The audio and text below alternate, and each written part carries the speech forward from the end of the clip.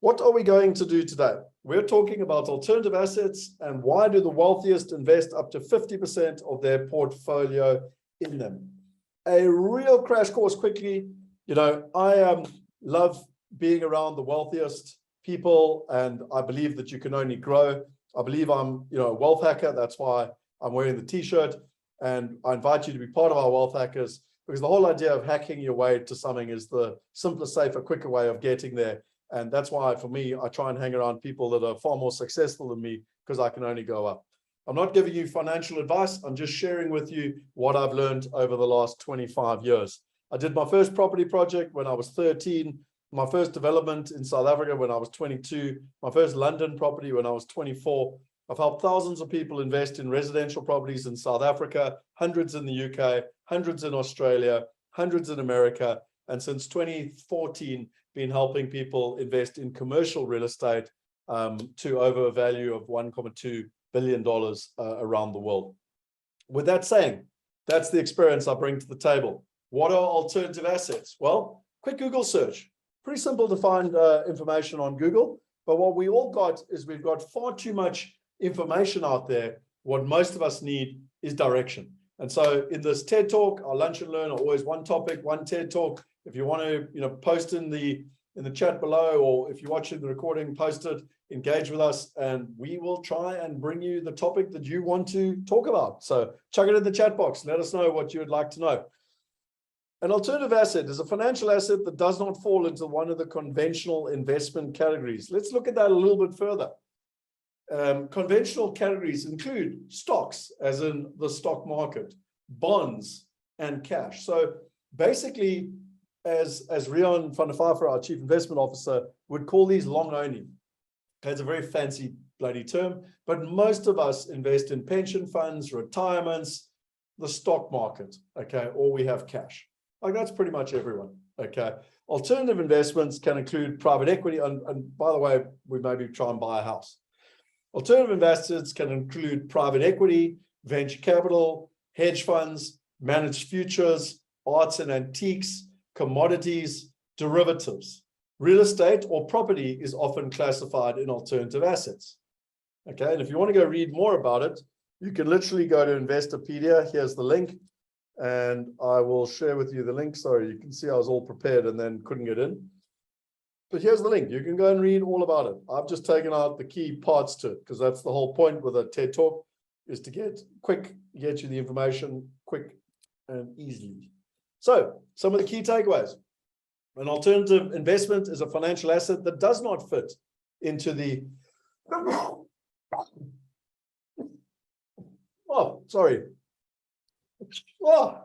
it does not fit into the conventional equity, income, or cash categories. It's private equity, venture capital, hedge funds, real property, as in property, real estate, commodities, tangible assets, are all examples of alternative assets. Most alternative assets have fewer regulations. So they talk about the US regulator, which is the SEC, but it doesn't matter where you look in the world, whether it's the FCA in England or the FSCA in South Africa, or whatever the different regulators are around the world.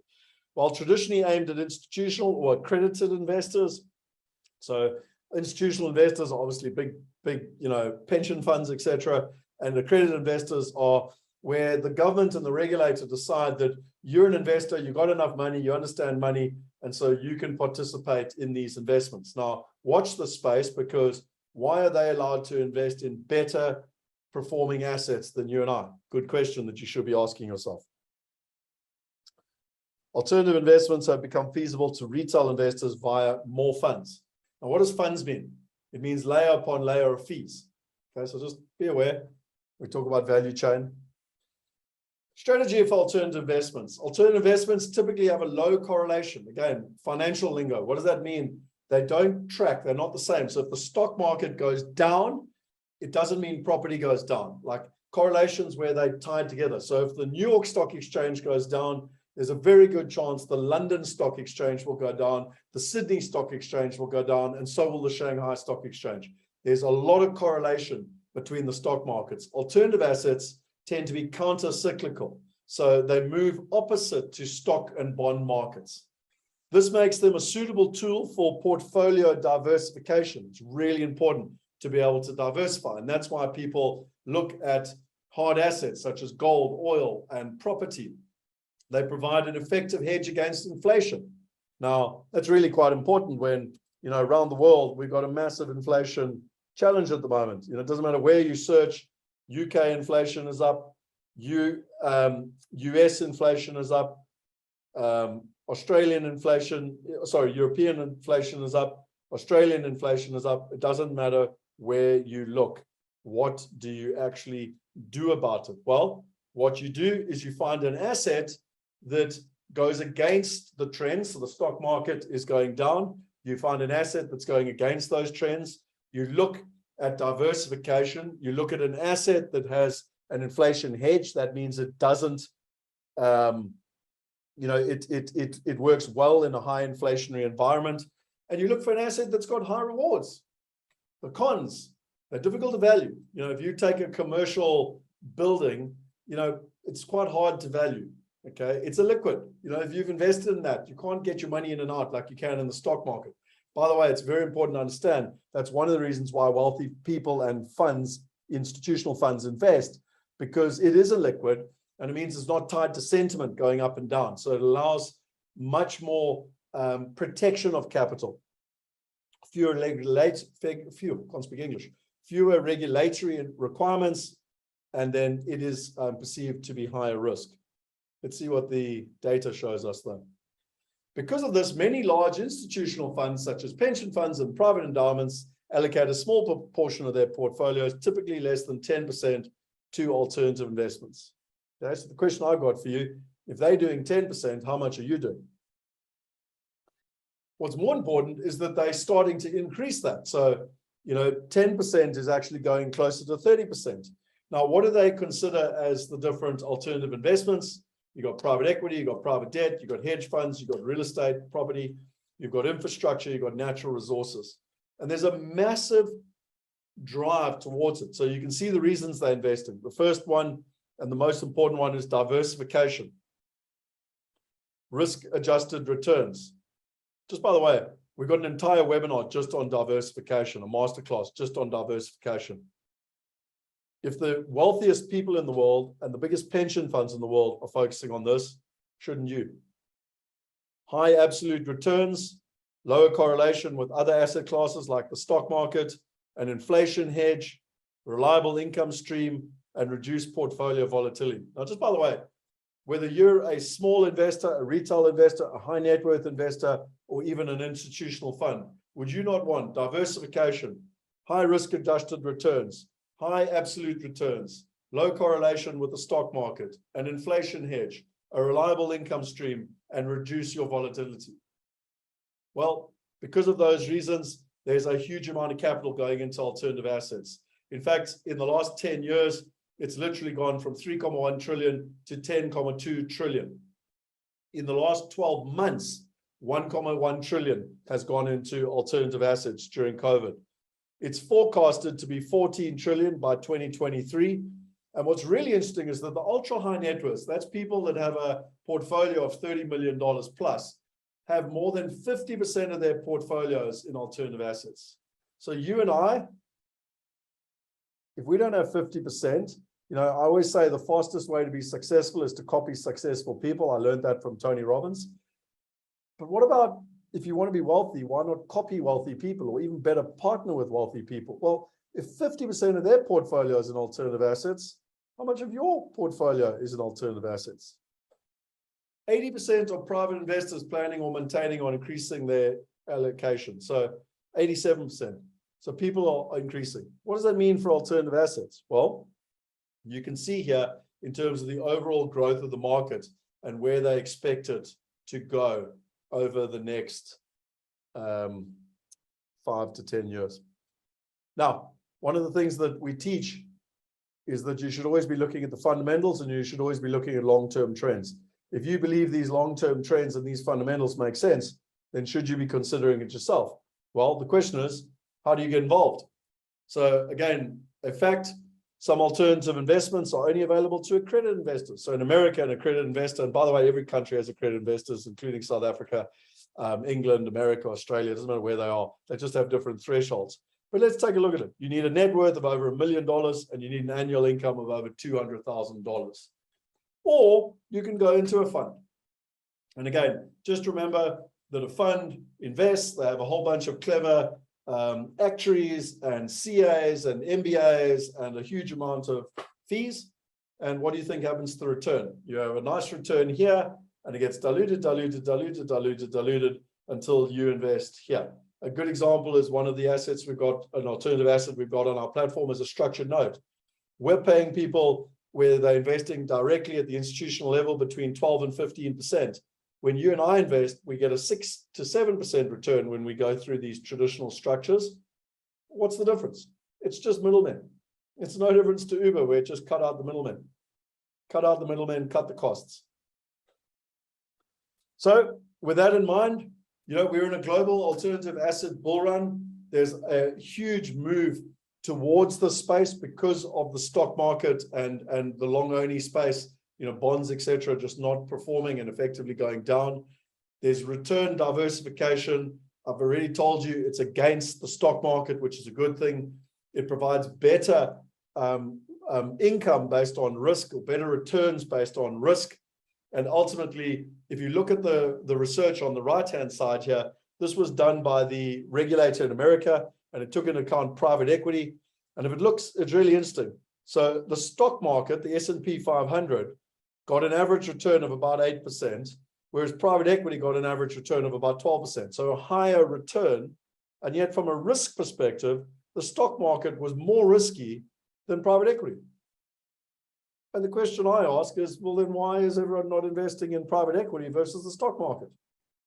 And the reason being, all the regulatory stuff and the lack of accessibility that I just spoke of. If you take our platform, we've consistently, for the last 8 years now, had a cash-on-cash return of about 8%. I don't have time today to explain what that means, but an overall return of 14%. Okay, so we're sitting above even private equity. And if you say to yourself, well, I don't know how to participate. Well, it's really quite simple. You go to a platform like Wealth Migrate. We're not the only one, but we are the only one that you can truly globally invest and globally diversify. You can literally go in. I don't have time today to go into show you how it all works, but I wanted to show you something very quickly. I'm literally logging in. I'm going to choose to invest in a medical building in America. I'm literally going to invest in this deal. I'm going to put in $10. I'm going to go continue. I'm going to go agree. I'm going to digitally sign all the certificates. I'm going to go agree, and I'm going to make investment. And in less than 30 seconds, you've literally seen me go to America, invest in a deal, and basically there you can see my investment in the deal. And so I don't believe anyone nowadays can turn around to me and say, well, that's great knowledge, Scott. Thanks for the information, but how do I participate? Well, they have just shown you, and you can diversify across countries, across currencies, across assets, across partners, and across time, which are the 5 fundamental keys to diversification. And so if you want to know more, there is a masterclass that we run regularly on the 4 lessons learned from the wealthiest investors from investing in uncertain times, like where we're living now, and what you do right now, whether you're highly sophisticated or a beginner. We've got a diversification masterclass. I mentioned that before. The number one reason that the high net worths, ultra high net worths, and the institutional funds are investing in alternative assets is because of diversification. What can you learn about it? And then we've got a 4-hour workshop where we take you through, and every single month for 4 hours live, we take you on a journey where we take you through all the important things. The 6 needs of an investor. How do you create your wealth plan? What are the different investment categories? How do you do partner and due diligence on deals? How do you manage risk and compliance? How do you set up the platform? How does it work? How do you invest? How do you earn? We literally take you on a 9-step journey from A to B. We go through your why, your what, and your how. And, 4 hours is a long time to some people. To those people whose wealth is important to them, it's a drop in the ocean, because this is about the rest of their lives. And in terms of next steps, if you're interested, there are the links. Go and check them out. We've got these different sessions happening regularly. And if you want to get started, if you liked what you said, go to the starter pack, buy the Wealth starter pack. You can see it over here. It's literally the fastest, simplest way to get started. where we hold your hand in a concierge service. You get access to our community. You get access to our entire team in a priority service, a bit like private banking or priority service in an airplane. And you can get going, and we actually put money into your wallet. Or if you want to, I always say there's 3 types of people in the world. There's those that want to do it on their own. There's those that want to do it together, and there's those that want it done for them. If you want to do it on your own, go to wealthmigrate.com right now. I've just shown you how to do it from $10. If you want to do it together, buy the starter pack. Statistically, you'll be 70% more successful if you do something together. And if you want to get there 5 times faster, simpler and 5 times faster, simpler and safer, then you should maybe consider our mastermind, which is something for unique people. Ladies and gentlemen, that's all. If you've got questions, let me know. I have literally nailed my TED Talk in 16 minutes. Hopefully you've got the information you want. I'll stop sharing now and just find out if anyone has any questions. The whole purpose of the Lunch and Learn is that, we have a TED Talk for 18 to 20 minutes, and then we've got any questions if anyone wants to know anything about anything. Just by the way, I will share, I'll share some information. Does anyone have any questions? If you do, put them in the chat box. Otherwise, I'll share 2 bits of information which I think are relevant. We will be discussing this more, both at our mastermind level and at our wealth hacker level, because I do think they're relevant. But it's interesting that Amazon is selling off a lot of their space at the moment, both their industrial space, and they're stopping construction on their office towers. So what impact does that have on the real estate market? Again, things happen all over the world. What impact do they have? How does one take it into account? The other thing I wanted to share with you is take a look at what's happening with interest rate hikes and the impact of this current interest rate hike on current Americans than any other interest rate hike before. So, as an investor, you can do it all on your own, or you can collaborate and work together. But this is why alternative assets become so crucial in this investment period, because this has such a big impact on your investments. Gavin's asked, can you comment on the FCA approval for UK investors? Yes, I can, Gavin. We have great news, and it is due to go live first week of November, is what we've been told. So we are now literally a couple of weeks away, which is truly, truly exciting. So that UK investors can also participate again. Right. Any other questions?